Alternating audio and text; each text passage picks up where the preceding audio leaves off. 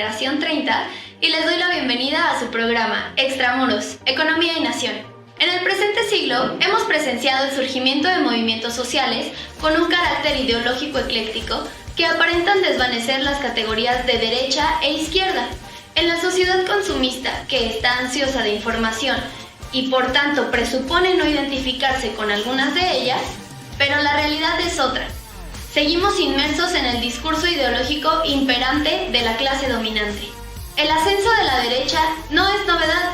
En nuestro tiempo, si bien es cierto que la delgada línea que separaba la derecha de la izquierda parece haberse esfumado, también es verdad que esta ideología conservadora resurge estridentemente a causa del debilitamiento del modelo neoliberal. Para comprender el ascenso de la ideología conservadora, se realiza el ejercicio del pensamiento crítico como instrumento que organiza e interpreta el mundo en las afirmaciones que en la vida cotidiana suelen aceptarse como verdaderas. Presentaremos un breve recuento de la derecha como ideología usurpadora del poder. Y con esto damos inicio al programa de hoy. Bienvenidos.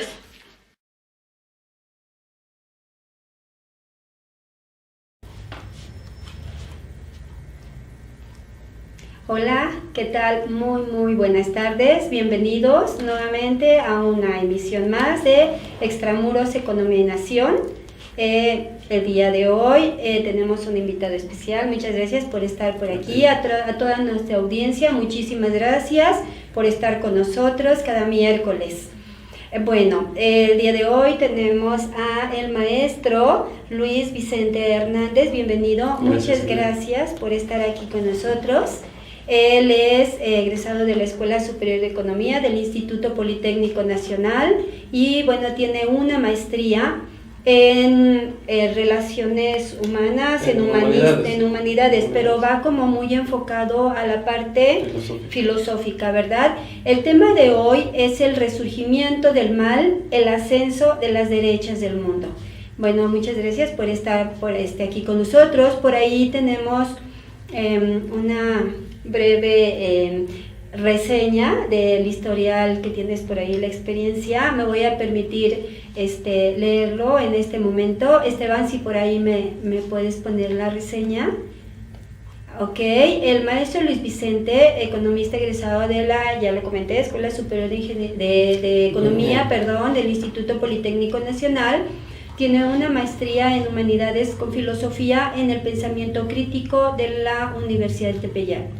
Bueno, dentro de su experiencia laboral es amplia. Voy a leer algunas cosas relevantes.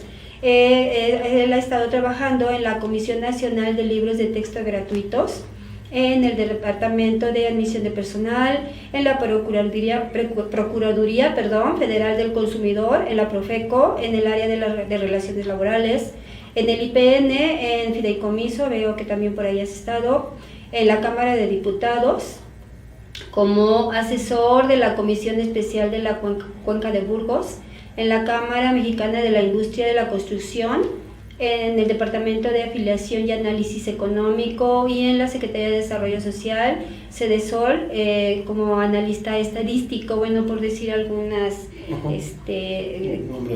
lugares donde has estado por ahí laborando. Dentro de las actividades extracurriculares, bueno, nos dices que estuviste o has estado en la Facultad de Contaduría y Administración de la UNAM, en el área de Planeación Estratégica, en el Instituto Nacional de las Mujeres, para el uso no sexista del lenguaje, es una muy interesante, Facultad de Derecho, UNAM, dentro de la Ley Federal del Trabajo, Facultad de la Contaduría y Administración de la UNAM, vocación del servicio público y como coordinador de conferencias, el ocaso de la identidad europea en el nuevo orden mundial y el modelo político, económico y social de la República de Taiwán.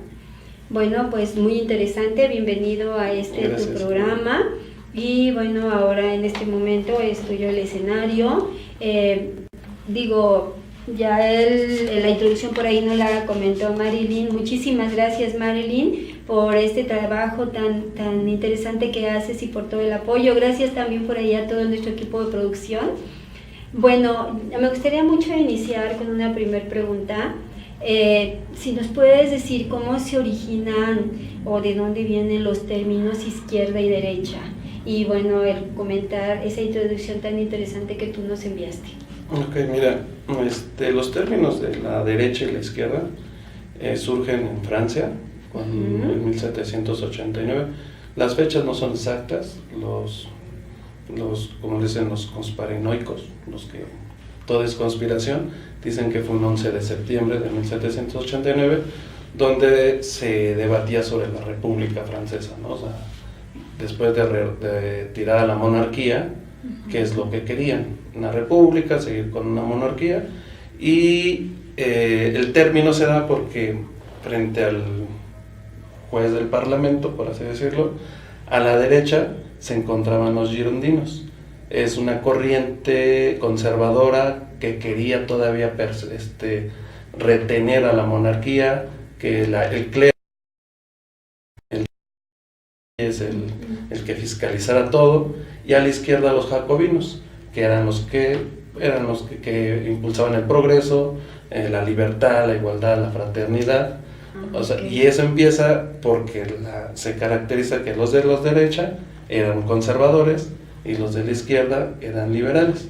Este término se empieza a tomar como una categoría ideológica o categorías dentro de las ciencias sociales y económicas, y se empieza a hacer como la descripción quiénes son de derecha y quiénes son de izquierda.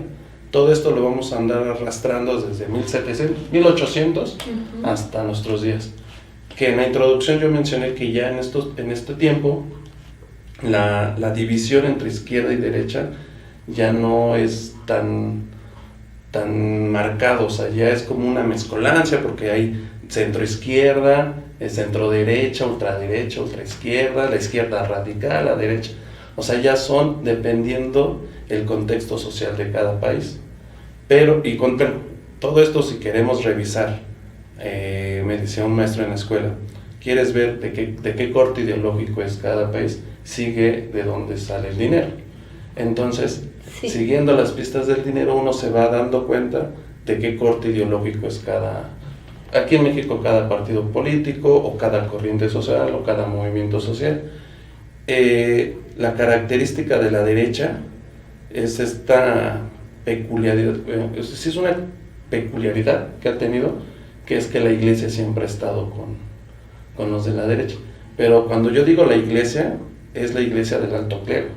Sí. O sea, porque la iglesia, aquí hay que tener como cuidado, porque la iglesia del bajo clero es la que milita con la izquierda. Y este enfrentamiento dentro de la iglesia es enfrentamientos de poder que han colocado a presidentes en la vieja Europa, y ahorita aquí en América Latina la iglesia ha intervenido junto con la milicia para quitar y poner, ¿no? La derecha, ¿qué es lo que busca? Es conservar todas sus ventajas económicas que ha tenido a través de la usurpación. Y todas las ha tenido. Primero fue por la monarquía, las monarquías españolas, la inglesa, francesa, toda la monarquía europea. En México, en especial cuando se da el enfrentamiento entre liberales y conservadores, los conservadores trajeron a Maximiliano, ¿no? Entonces ahí es la característica esto, ¿no? O sea, el conservadurismo, o sea, el querer que todavía la iglesia nos rija, el dictar las normas sociales, las leyes, y en este caso los liberales, encabezados por Lerdo de Tejada y Benito Juárez, es decir, no, pues queremos un Estado laico, o sea, debe de ver la ley, se debe de respetar y está por encima de todo. Este enfrentamiento que se vio en América Latina, estamos hablando de 1864, 1857, 57 al 64, ¿no? De las leyes de reforma. Se da, pero en la Francia de 1789, y es cuando resurge ahí Francia es como que el resurgimiento de las repúblicas romanas. Retoman todo esto de Roma y lo meten los liberales, y la derecha empieza como que a tambalear, pero lo único que pasó en Francia es que se cayó la monarquía, pero toda la clase dominante, todos los del dinero quedaron en el poder. Por eso es que tanta mezcolancia a veces. La gente de a pie, como nosotros, pues cuando escuchamos un discurso, lo primero que decimos es populista, ¿no? O sea, en las elecciones que pasaron. Todos son populistas, pero hay un populismo de derecha y un populismo de izquierda.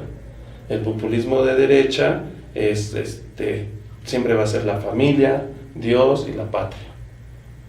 Esos son los lemas. Si no lo marcan ahorita, porque ya es como que estamos en una sociedad más abierta, pero en el fondo es la consigna. Y en los populismos de izquierda es la libertad, la igualdad, la fraternidad, la apertura a lo nuevo, la apertura al otro. Y la derecha es conservar todavía esto.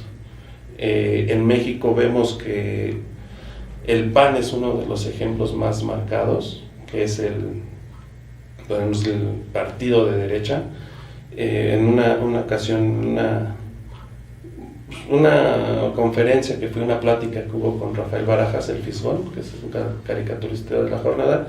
Él tiene un libro del surgimiento de la derecha y empieza a relatar él de 1939 para acá, pero no toma datos, bueno, no menciona datos en el libro por cuestiones de protección, dice él, pero que en realidad hay mucha literatura en México que te menciona que la derecha es un partido creado por el fascismo de Hitler.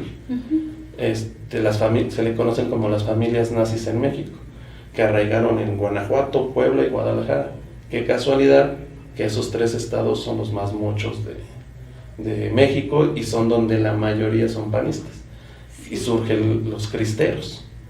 Ahí es donde surgen los cristeros y todo lo que hemos venido yo creo en mis análisis, el último presidente de izquierda, por llamarlo así, fue Lázaro Cárdenas, que fue un jacobita declarado. Cuando un presidente se declara jacobita es porque tiene todos los principios y todo el principio ideológico de la Revolución Francesa. Es el último presidente. Los demás han estado casi entrando a la izquierda, pero más pegados a la derecha. No es porque el presidente que llega lo decida, sino sabemos, Silvia, que pues en América Latina y en parte del mundo hay grupos de poder, intereses de poder que te imponen.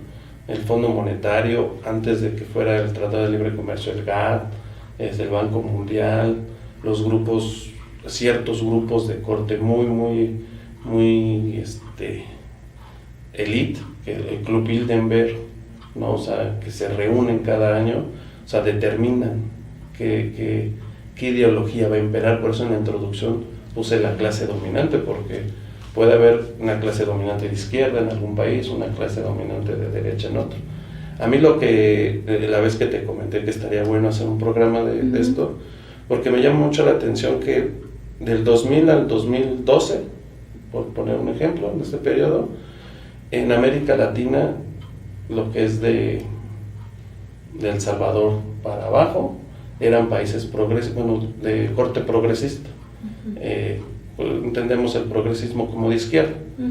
Y de El Salvador para arriba éramos conservadores, estaba el PAN gobernando, ¿no? De derecha. Los tratados comerciales siempre ha sido con Estados Unidos, había un poco más de vista hacia Europa, pero ahora en estas elecciones parece que todo, como a través del 2007 como para acá, la derecha empieza a tomar fuerza cuando empiezan a debilitar el modelo neoliberal.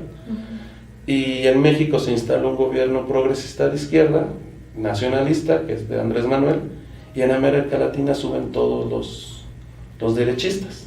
En Brasil, Colombia, Uruguay, Chile, y pues yo digo, o sea, ¿qué pasó? O sea, cuando antes México era el punta de lanza ideológico para América Latina, el último que podríamos decir, el último corte ideológico fuerte que hubo en México, cuando México recibió muchos exiliados de Chile en los 70s, y la UNAM y muchas universidades se vieron beneficiadas por el pensamiento crítico. Y ahora lo que están haciendo es recortar ese pensamiento crítico en el área educativa y poner puras escuelas empresariales. En eso también podemos darnos cuenta cómo vienen los cortes en los gobiernos, qué es el adoctrinamiento que sugieren, o que implantan, o que imponen. Dejamos de tener en el CCH escuela maestros que daban seminarios de marxismo, seminarios de pensamiento crítico, y empieza a haber seminarios de cómo emprender tu negocio, toma de decisiones, liderazgo, liderazgo, coacheo. Sí, exacto. Entonces vemos esa parte, vemos cómo es la ideología. O sea, no necesariamente uno tiene que pararse y decir soy comunista o soy cristero, ¿no? O sea, en la gente de a pie nos podemos dar cuenta en eso, en los discursos. Muy bien. Muy interesante. Vamos a unos breves comerciales, sí, si nos lo permites. Estamos aquí en Extramuros, regresamos en un momento, no se vayan, esperamos sus comentarios por Facebook. Aquí estamos, no se vayan, regresamos en un momento. Ya estamos de regreso en Extramuros, muchas gracias por continuar con nosotros. Por ahí vi que tenemos algunas preguntas ya. Dice Eder Hernández: ¿por qué aún siendo algunos partidos de izquierda tienen subgrupos izquierdistas? Vemos algunas otras, ¿sale? Nayeli Contreras: hola Nayeli. ¿Por qué la iglesia está involucrada en partidos ya sea izquierda o derecha? Justo ahorita te quiero hacer una pregunta de ese tipo. Alejandro Sámano: ya que comentan de la iglesia, ¿qué tiene que ver con los partidos políticos o qué papel tiene? Jesús Juárez: en nuestro país, en este momento actual, ¿predomina la izquierda? Y si es así, ¿fue la mejor opción? Cristian Campos: para usted, ¿qué partido es mejor? ¿El de la derecha o el de la izquierda? Candy Alejandra: ¿por qué el PAN es de derecha? ¿Y qué tanto tiene que ver con la iglesia y la familia? Rickville Lennon: actualmente en México, ¿el presidente reconoce que hay grupos de poder? Mi pregunta es si esta vez las elecciones las determinó la mayoría de la población, ¿cómo afectará si no tenemos un gobierno totalmente de izquierda? Esto acorde a la cuarta transformación. Wow, muchas preguntas. Alma Mendiola: ¿entonces el PRI es un partido de centro? Edi Paniagua: buenas tardes, hola Edi. Excelente programa. Un tema súper interesante. En México se necesita más cultura financiera. ¿Cree que regresar a los ideales anteriores nos permitiría crecer como país económicamente? Mira, ves como hay mucho interés por ahí, y yo quería preguntarte algo relacionado con esto. ¿Qué tiene que ver la Iglesia Católica con la ideología de derecha? O sea, si te fijas, es algo de lo que ellos también están por ahí. Entonces son varias preguntas igual y como para irlas vinculando. Mira, como te dije en el primer bloque, sigue el dinero y seguirás los intereses económicos. La Iglesia Católica que conocemos, la romana, surge del exilio de los altos funcionarios, por así decirlo, de Roma, de la vieja Roma. Se mudan a Lombardi, a Lombardo, el norte de Italia. Tú vas a esa parte de Italia, es la zona más rica de Italia, es la creación de los bancos en Roma. Sí. Surge la iglesia, la que conocemos hoy, la católica, en el 325 después de Cristo, empieza pues como allá a poner sus bases, ¿no? su corte ideológico, que era que apoyara a todos los reyes que surgieron. Lo hemos visto en películas, en series, algunas alejadas de la realidad, otras más o menos apegadas. Una característica, o una serie más bien que te da esa característica, son los Borgia. Los Borgia fue el último de los papas españoles, que casualmente, bueno, no casualmente, que se cruzó cuando que descubrieron América. Todo el oro que saquearon de América se fue para los Borgia, y ellos financiaron todo el reinado de Europa, el resurgimiento de Europa otra vez. La iglesia siempre ha estado con los que tienen el dinero. Aquí es algo que quiero aclarar. Cuando decimos la iglesia, o cuando yo digo la iglesia, me refiero al alto clero. Sí. O sea, de toda la gente que se viste de rojo cuando va a ser el papa, todos los seminaristas que van a Europa, no tanto a América Latina. ¿Por qué? Porque ellos son los que van a patrocinar todos estos partidos políticos. Claro. Hay notas y hay análisis que se han hecho que en la Segunda Guerra Mundial, el Papa, no recuerdo el nombre ahorita, el Papa que estaba en turno, no me acuerdo cuál era, pactó con Hitler el genocidio de los judíos. Tampoco se dice, o sea, no es todos los judíos, era la clase dominante que tenía el dinero de los judíos. ¿A qué voy con esto? Hitler y el contexto de la Segunda Guerra Mundial que se dio en aquella Europa es el que se está dando ahorita en Europa occidental, que es España, Francia y Estados Unidos, que es la inmigración. En la Segunda Guerra Mundial emigraron muchos judíos para Alemania, muchos, Alemania, Rusia, Polonia, todas estas partes. Surge estos grupos de derecha, la Nacional Democrática o el Nacional, el Democrático Social, o lo que lo conocemos como el nazismo. Surge de un pensamiento directamente de la Iglesia y es un corte de derecha. ¿Por qué? Porque se caracteriza la Iglesia son homofóbicos, conservar los principios católicos, el otro es la familia, la familia me refiero no a la familia que como estudio sociológico. La familia para la Iglesia se compone por papá, mamá e hijos. Así es. O sea, no hay papá, mamá, o mamá sin papá, hijos sin papá, o sea, papás separados, no. O sea, eso es la familia para la Iglesia, la familia unida. Es a lo que se refiere la Iglesia. Adelante hablaré cuáles son las diferencias. Entonces, lo mismo está pasando en Estados Unidos con la inmigración. La Iglesia lo que hace es financiar económicamente a grupos políticos, pero grupos políticos de minoría. O sea, no va a dar dinero y no da el dinero directamente hacia en una cuenta, ¿no? O sea, crea sus grupos políticos como Provida, el FASTA, la Orden de Malta, que son grupos políticos chicos pero con mucho poder económico. Estos de Provida, pues la mayoría son aquí en México, el PAN, están en Guanajuato, Querétaro, de parte de San Luis Potosí, Guadalajara, que son los antiabortistas, ¿no? En Europa también hay Provida.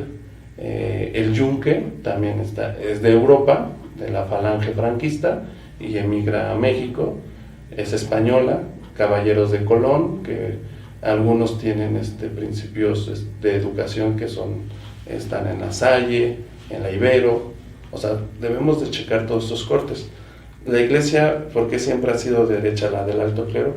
Pues porque es la que tiene el dinero, es la que tiene la capacidad de financiar guerras, tiene la capacidad de poder, si no eliminar el hambre total en África, mínimo apoyar investigaciones y proyectos para que se apoye o que se ayude a África, ¿no? Con esto de las ayudas humanitarias, que son invasiones realmente, o sea, no son que llegan los médicos, ¿no? O sea, realmente África es el nido de pruebas de virus para todos los científicos europeos y de América Latina, financiados ¿cómo? Pues por la Iglesia. O sea, hay muchas verdades que la Iglesia no quiere que la gente sepa. Porque se necesitan uno con otro, los que están en la superestructura, ¿no? Sí, o sea, lo decía Marx, o sea, la superestructura, la estructura nunca ni la huele.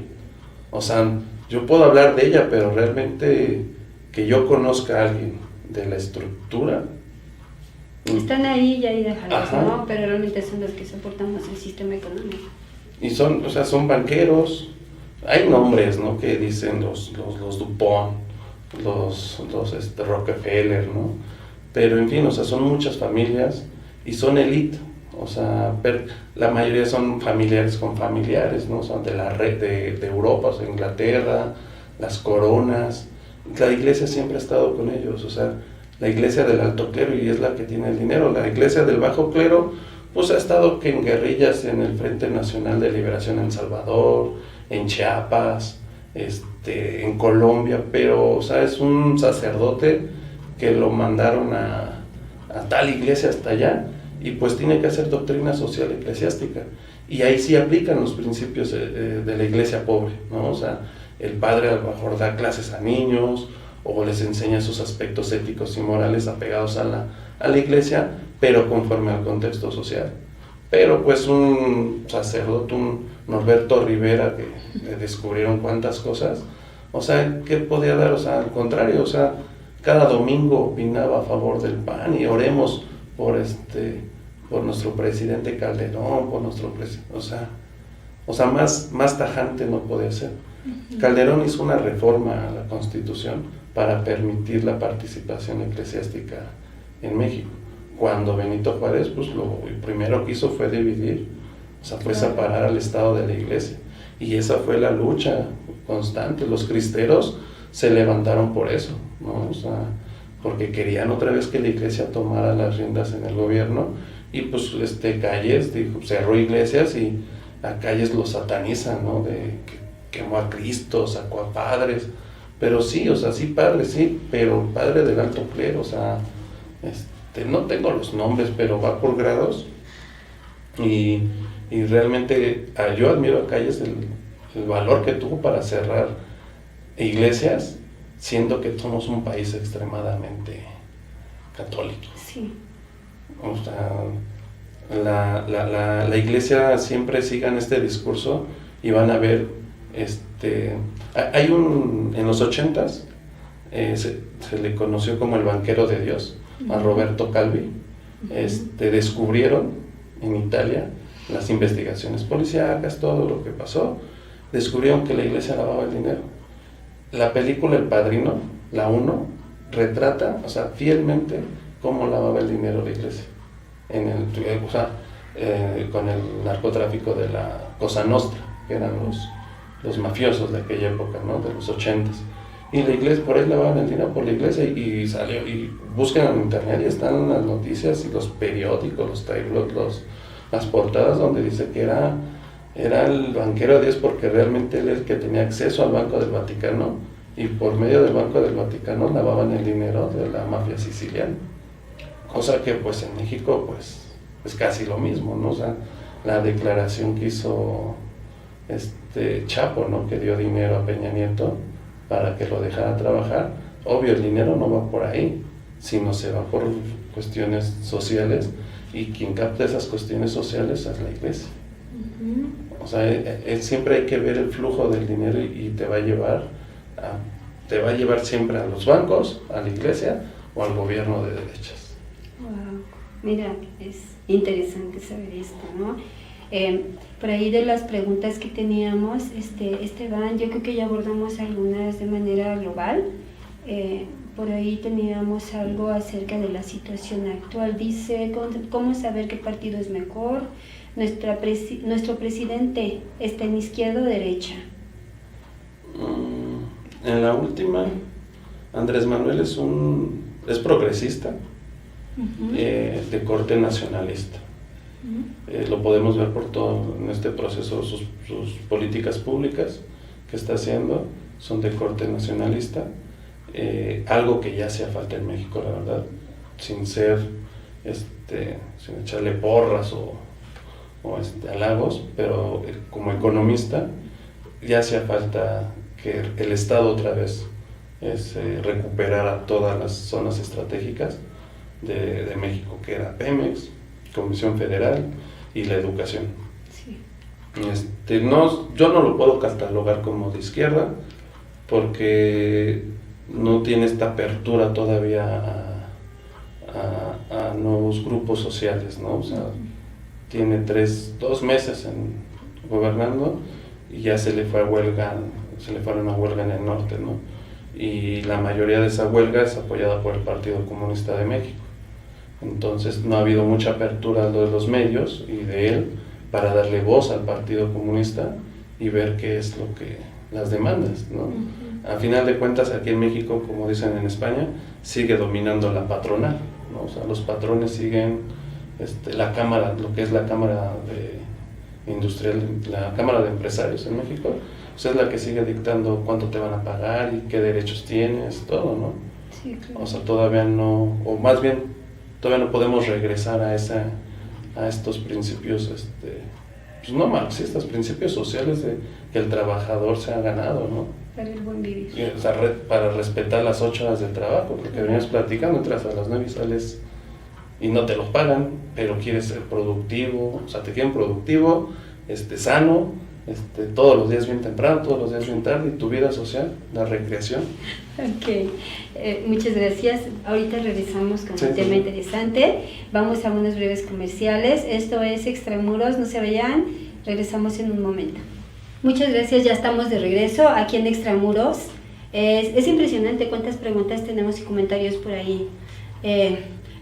Estamos hablando hace un momentito de la influencia de la Iglesia Católica y el poder que tiene, y ya estuvimos revisando algunas preguntas e inquietudes que están amalgamadas con esta parte.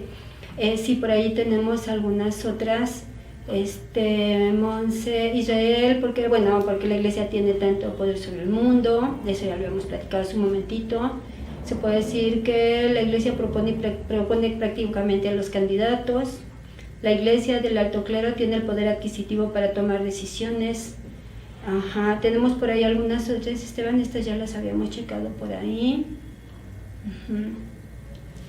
Bueno, ok, nos van a filtrar algunas otras mientras viene el otro corte. Todo lo que estamos viendo que preguntan, también yo tengo por ahí alguna otra pregunta. ¿Por qué se da este resurgimiento de la derecha? ¿Debido a qué? O sea, ¿debido a qué se da este resurgimiento? Ya hablaste en algunas situaciones tuvo, luego ya no, y por ejemplo ahorita en México está funcionando un tipo de derecha o de izquierda, y en otros países ya no. ¿A qué se debe este resurgimiento, estos cambios? Mira, el apogeo el análisis que voy a traer es en los 20s y 30s era el fascismo. Bueno, empieza a surgir, había izquierda, pero empieza a surgir el fascismo. ¿Qué modelo económico y político había ahí? Pues eran estados nacionales, donde el Estado controlaba todo, a lo mejor en una exageración, lo que era el Partido Comunista de Rusia, el chino, el italiano. El comunismo tuvo mucho auge en estas épocas, ¿no? Del 20 al 30, 40, podemos decir, en Europa. A mediados de los 50, 60 empieza este pensamiento neoliberal, empiezan a surgir el individualismo. Es como una revolución en todas las áreas educativas, en filosofía, psicología, economía, ciencias políticas, relaciones internacionales. Empezamos a ver el primer paneuropeísmo, que hoy conocemos como Unión Europea, el unir toda Europa, ¿no? Una sola moneda, una sola constitución. Toda esta parte empieza a resurgir cuando el Estado ya no se da abasto, cuando el Estado ya es demasiado poderoso sobre el individuo, sobre el ciudadano. Empieza el pensamiento de derecha, empieza a resurgir la ideología de derecha, es decir, la libertad es el principio y la diferencia que nos hace de los demás seres vivos, ¿no? O sea, la libertad humana, la libertad de elegir, la libertad de pensar, la libertad de hacer lo que uno quiere ser. Y retoman a Adam Smith, ¿no? A David Ricardo, a Liz, a todos estos economistas clásicos, liberales, y empieza el neoliberalismo y lo retoma Friedman, ¿no? Hayek, y empiezan a darle fuerza como motor de movimiento de la economía otra vez. El último, yo creo, progresista sería Keynes, y empiezan a tirar todo el keynesianismo.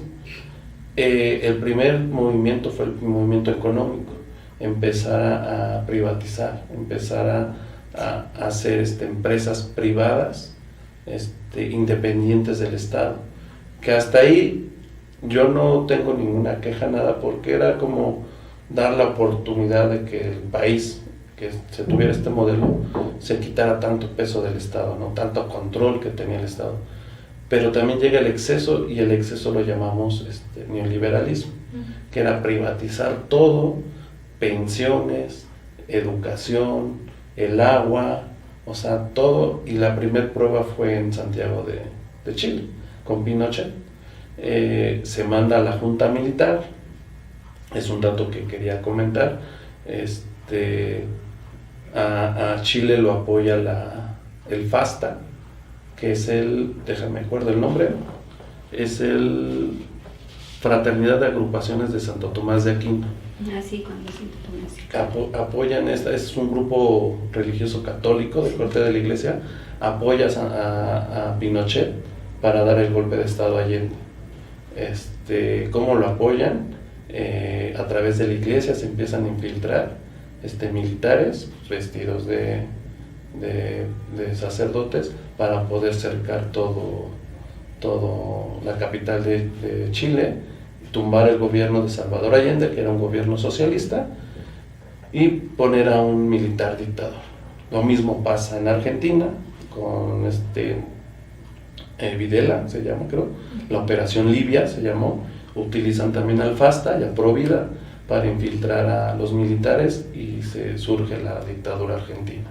Y empieza así el resurgimiento en los 70s de la ideología, del corte de derecha, pero más radical.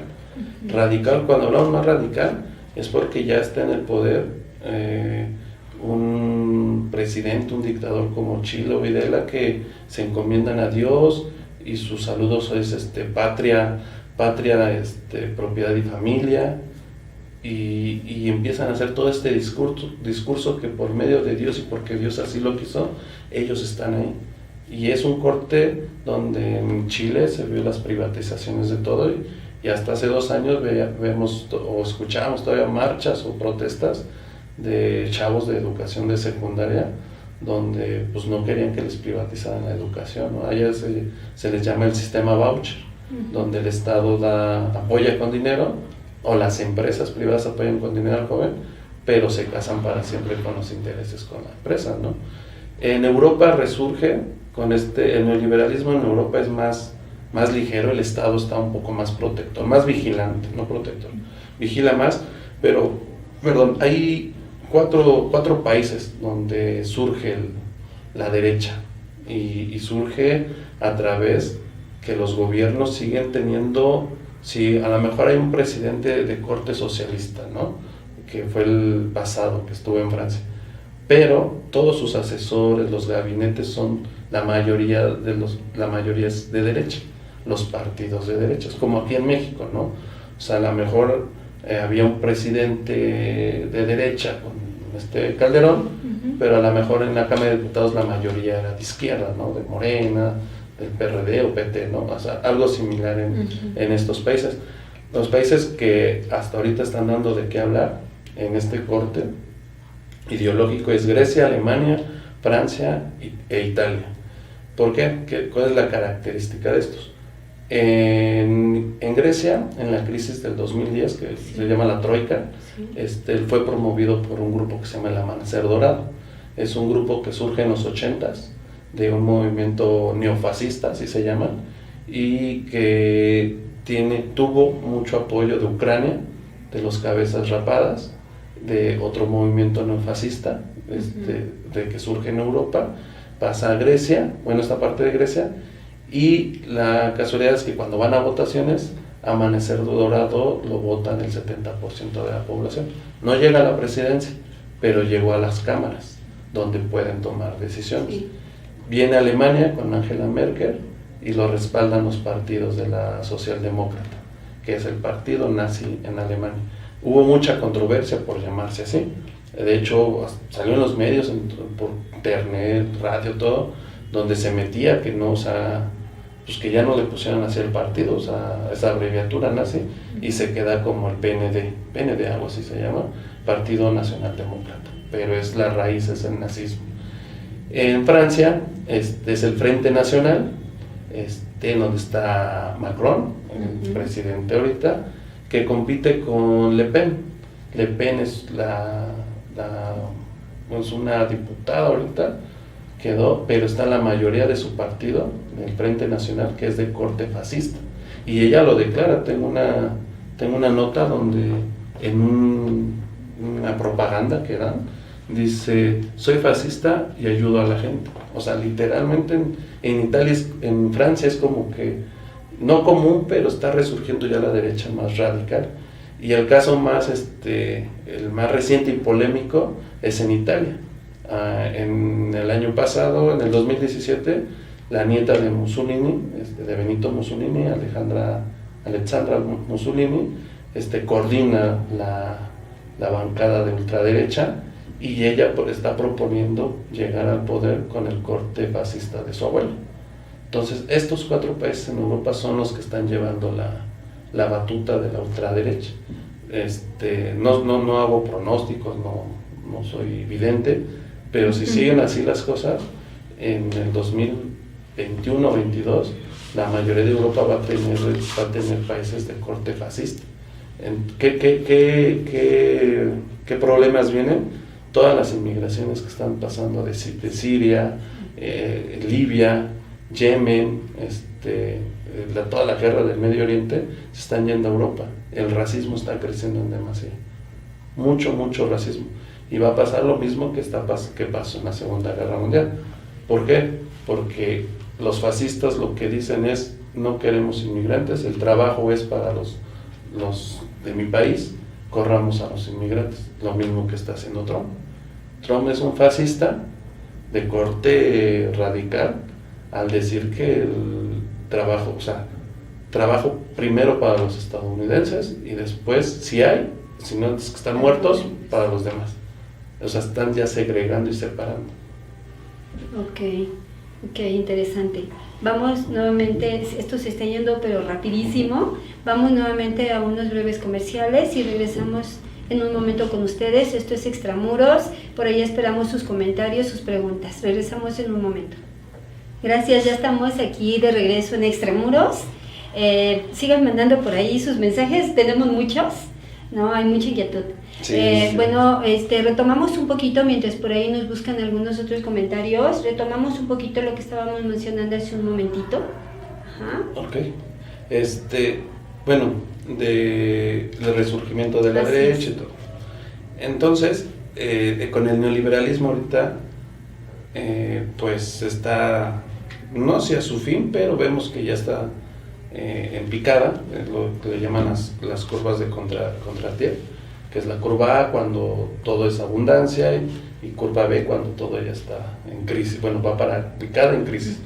Y resurgen los nacionalismos. Lo que tenemos ahorita en México es un nacionalismo progresista, podemos decirlo izquierda, y en Estados Unidos un nacionalismo de derecha.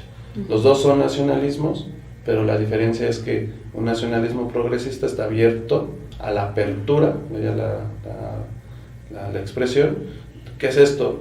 Que reconoce al otro, te reconozco a ti como tal, ya seas gay, lesbiana, transgénero, o sea, te reconozco porque eres humano, claro. No porque te clasifique o te etiquete de cierta, como la sociedad lo indica. Reconozco que hay un Estado laico donde se respetan las leyes y que el derecho ajeno es la paz. Te reconozco en una apertura comercial donde puedes vender lo que tú desees, siempre y cuando respetando los marcos económicos y jurídicos, ¿no? Y en un nacionalismo de derecha, o como es Estados Unidos, aquí no hay cabida a los gays, homosexuales, aquí no permitimos que venga el mexicanito prietito, o que el iraquí quiera emprender su negocio, no, porque como eres iraquí a lo mejor puedes estar con algún grupo terrorista, ¿no? O sea, estas diferencias son. Te quería comentar en el corte, bueno, en el espacio, que en México hubo un marcado grupo de derecha universitario, se le conoce como el Muro, que es el movimiento universitario de renovación, de renovadora orientación. Es un grupo católico de la Universidad de Guadalajara. Fue patrocinado por la CIA, este movimiento, permitido por la Iglesia, y fue para desequilibrar el movimiento del 68. Igual pueden checarlo y lo van a encontrar en la red, en libros, en conferencias que ahorita está, o bueno, el año pasado que estuvo en el aniversario del 68. Y un dato que veníamos comentando para la entrevista del presidente de Brasil, lo acaba en la mañana, por así decirlo, en conferencia de prensa, unos puntos que va a radicar. ¿Me permites mencionártelos? Sí, claro. Bolsonaro es el presidente de Brasil, y en la mañana en conferencia de prensa, es un presidente de ultraderecha, se considera el fascista, él trae los principios de Dios, patria y familia, y dice: revisaré el examen nacional de secundaria, tipo Ceneval, aquí en México, para eliminar el movimiento lésbico gay. Daré una guerra ideológica contra la izquierda en las escuelas y en las universidades. Suprimiré los temas en los libros de texto, el feminismo, homosexualidad y violencia contra las mujeres. Los va a sacar de los temarios, ¿no? Dice: combatiré el marxismo, eliminaré todos los textos pedagógicos de Paulo Freire. Sí. O sea, habla de libertad totalmente. Pero es corte fascista, o sea, eso es la característica del corte fascista, ¿no? El ministro de Educación lo apoya, o sea, termina su conferencia y va el ministro de Educación y dice, se llama Ricardo Vélez Rodríguez, y dice: prometo poner fin a la ideología de género. O sea, ahí ya no va a haber esta ideología feminista, o sea, la van a suprimir. Y dice el motivo, que bueno, un periodista le pregunta por qué tal extremo, dice que porque los jóvenes con este modelo educativo critican a la iglesia y a la familia. Recordemos la familia como la iglesia la concibe, papá, mamá, hijos. Este presidente no quiere, el de Brasil, no quiere niños pensantes, jóvenes críticos y universitarios. Quiere el control total. Esa es una dictadura disfrazada de la derecha. Muy bien, mira, aquí tenemos un comentario más, una pregunta más. Daniel Saicedo: hola Daniel, no solamente la postura católica representa a la derecha. ¿Qué opina de la teología de la liberación? ¿Es especial personaje fundamentado como Ernesto Cardenal, Camilo Torres, por ejemplo, son curas y realmente representan a la izquierda? Sí, eso es lo que yo decía, ese es el bajo clero, la teología de la liberación. Enrique Dussel, en sus tratados marxistas de la teología de la liberación, hace todo un análisis filosófico de la doctrina social de la Iglesia. Y la doctrina social de la Iglesia, Dussel lo que hace es, la doctrina la separa de la Iglesia, o sea, tal cual lo pasa en texto, le quita lo sacro, por así decirlo, le quita lo eclesiástico a la doctrina, y es una teología marxista de liberación. Eso es lo del bajo clero. Okay. Los sacerdotes que retoman la teología de la liberación fueron los que estuvieron apoyando las guerrillas de San Salvador, las guerrillas de Chiapas. Había muchos sacerdotes en el movimiento del zapatista, obvio no salían con sotana, pero todo el principio de liberación que se ha dado en América Latina surge de la teología de la liberación, de los análisis marxistas que se han hecho de eso. O sea, no lo retoman como si la Iglesia lo escribiría, o sea, hacen un análisis realmente fino y preciso. En Colombia también se lleva a cabo las guerrillas y retoman los principios sociales de la Iglesia, porque la Iglesia tiene principios sociales, o sea, revisen en sus páginas o en la página general de principios sociales de la Iglesia y ustedes van a leer casi un manifiesto socialista, ¿no? De ver por el otro, de estar con el otro, siempre es con el otro, pero obvio, esos principios nada más los llevó el bajo clero. O sea, el bajo clero es como el proletariado, el sacerdote proletariado, por así decirlo. El alto clero es los cardenales, un Norberto Rivera, pues los que están, por ejemplo, en la catedral de Puebla, ¿no? O sea, imagínate cuánto dinero no entra de turismo, limosnas, misas, ¿no? Que cobran todo, ¿no? O sea, esa es la diferencia. Y en la teología de la liberación, Enrique Dussel tiene unos textos muy precisos y interesantes. Muy bien. Mira, se nos va el tiempo, pero antes de irnos, si nos permiten solo unos minutos, yo quisiera cerrar preguntándote, ¿qué piensas tú del conflicto de Venezuela? Mira, el conflicto de Venezuela vemos que es claro intereses geoestratégicos, económicos y políticos. Lejos de ser ideológicos, es por agua y petróleo. Qué casualidad, luego lo comentaba con unos amigos, que a principios de enero Estados Unidos retira a su ejército de Siria. O sea, anuncia que se sale el ejército yanqui de Siria. y a la semana siguiente se propone presidente, bueno, se autoproclama presidente. ¿Qué pasó ahí? O sea, tú ves y dices, bueno, ¿qué relación hay? Pues la relación es simple. Rusia, China tiene tratados comerciales con Venezuela, y Estados Unidos se está quedando sin petróleo. Rusia pues, así como una plática, yo me imagino que fue, le dijo Putin a Trump: o sacas tu ejército de Siria, o pues te bloqueamos. China tiene la capacidad de bloquearte, y pues mira, tienes una deuda que no terminas de pagar, y te va a absorber tu deuda China, y pues todo va a ser yuan y se mueren los dólares. Trump pues, es empresario, ve que si realmente se hace eso, China, Estados Unidos está en una quiebra o sea, grandísima, ¿no? O sea, la crisis del 2008 que tuvo con las hipotecas, no puede salir de eso. La crisis que ha tenido de no pagarle a sus empleados durante un mes, que duró sin pagar, ¿no? Porque a fuerzas que hay un muro, ¿no? Entonces, esta parte, Rusia supo presionar, y cómo es sabía Estados Unidos que iba a tener el apoyo de toda la derecha de América Latina para que se autoproclamara presidente este señor. Cuando, mira, yo no digo que si está bien o esté mal, o sea, realmente, como dice Andrés Manuel y dicen todos los países, presidentes progresistas, la autodeterminación de los pueblos, ¿no? Que ellos elijan, ellos tienen su relajo y que se hagan bolas. Lo que sí está para pensar es cómo Estados Unidos se cree el policía del mundo, ¿no? Querer intervenir en traer democracia, cuando realmente su democracia es invadir. Vemos Yemen, Libia, Siria, Irak, Irán, Palestina, o sea, cómo está invadido y cómo destrozaron a todos esos países. La emigración que es a Europa, parte de la emigración de Europa, y si no la mayoría, es por estas invasiones de Estados Unidos.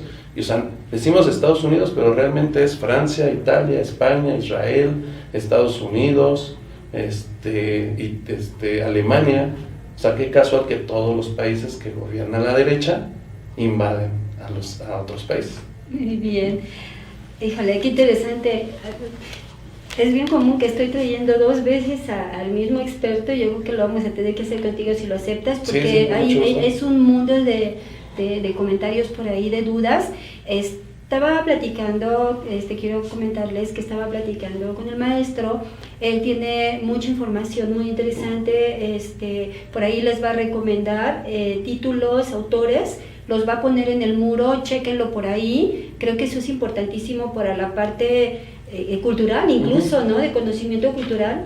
Entonces, por ahí sí te voy a agradecer mucho que sí nos apoyes con eso, porque él me lo ofreció, y va a poner ahí en el muro, repito, de dónde ustedes pueden como que leer y documentarse con esto. Y bueno, yo me pongo de acuerdo con él para traerlo en alguna otra ocasión que tengas tiempo y retomar esto, porque sí es muy interesante. Hubo muchas inquietudes por ahí, ¿no?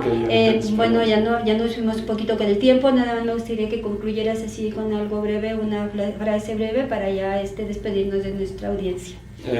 Pues los invito a que no se dejen llevar por los medios de comunicación. Estamos en una era donde hay mucha información, y de toda esa información, pues mucha es paja, y otra es así como que, pues a lo mejor es verdad, a lo mejor no. Duden de todo y ustedes investiguen. Háganse de este trabajo, hagan este ejercicio de examinar algún artículo, algún ensayo, algún libro, y llévenlo al discurso de cada presidente, de cada cámara de empresarios. O sea, hagan esa analogía de lo que investiguen y analícenlo con el discurso real, y se van a dar cuenta, o sea, uno mismo se empieza a dar cuenta de cuál es la línea política de cada personaje en México o en el mundo. Ok, ¿sí? Muchísimas gracias. Y también hay muchos pendientes para resolver. Sí. Por ahí, por favor, te encargo mucho que estés en el muro y les contestes, porque hay muchas inquietudes, ¿sale? Sí, sí. Bueno, pues muchas gracias por venir. Gracias. Y bueno, esto fue una emisión más de Extramuros, Economía y Nación. Les agradecemos mucho su audiencia. Que tengan una excelente tarde. Gracias por allá nuestro apoyo técnico. Y bueno, estamos de regreso el próximo miércoles, 3 en punto de la tarde.